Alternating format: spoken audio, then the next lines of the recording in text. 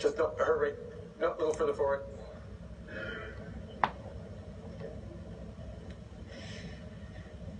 Assalamu alaikum and good evening, Mr. Prime Minister. Alaikum salam.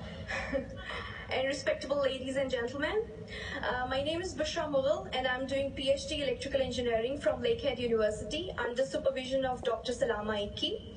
I'm an international student and my home country is Pakistan.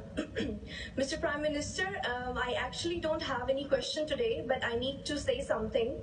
And I would like to thank you very much for your truly kind words, support and gesture of love and acceptance and respect towards all the Muslims around the world after New Zealand massacre.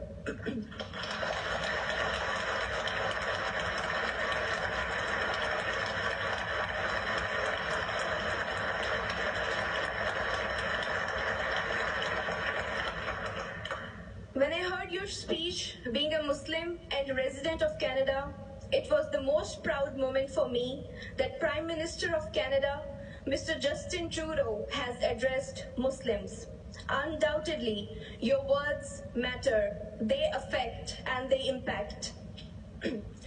Mr. Prime Minister, I thank you very much, and I must say in the end that because of the way you have addressed Muslim community in your speech, undoubtedly I feel more secure among all the countries in Canada right now.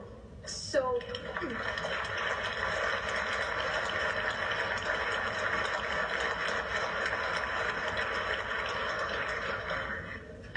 Thank you very much, and I think this is the, I'm feeling extremely thankful that I have got this chance of saying this to you, and I think I would have never said this, otherwise I would have never thanked you like this, in this way. And my father, he is retired wing commander of Pakistan Air Force, and he has said me that I should deliver this message to you in behalf of him and our whole family and obviously whole Muslim community. Thank you very much.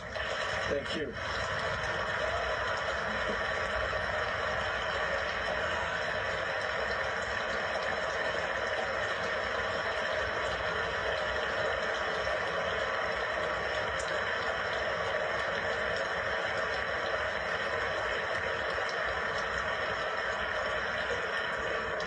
You know, we live in a world that is kind of scary sometimes, where we see terrible, horrific, hate-filled tragedies and attacks and terror attacks happening around the world. We had one here in Canada 2 years ago, where 6 men were gunned down in a mosque just outside of Quebec City, just because they were Muslims. And what happened in Christchurch is yet another example of the intolerance and hatred that does exist.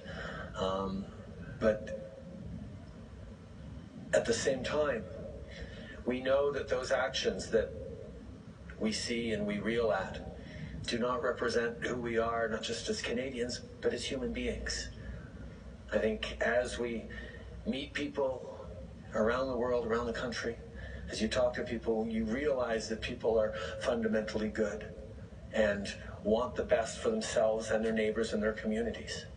At the same time, we are in a time of transformation, of stress, of globalization, of economies changing, of people uncertain about their future, of tensions because of climate, because of resource depletion, because of economic gaps and knowledge and spread of information and misinformation and tools of hatred that are used on the internet in ways that we haven't seen before, that can make a lot of people feel unsafe.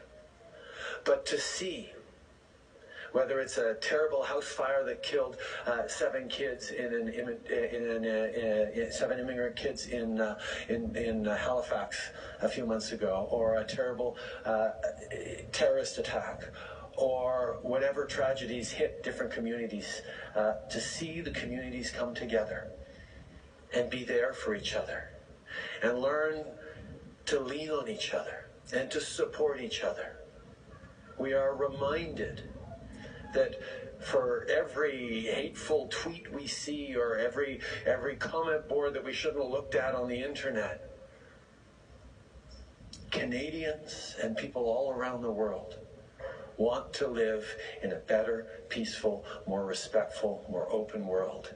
And every chance we get, we step up and prove that, and prove that those who want to bring out what is most vile amongst us will always fail, because we are always ready to step up and show what is very best among us with our actions and with our reaches out there. So that's just what we have the opportunity to do in Canada, and what we can be doing more around the world.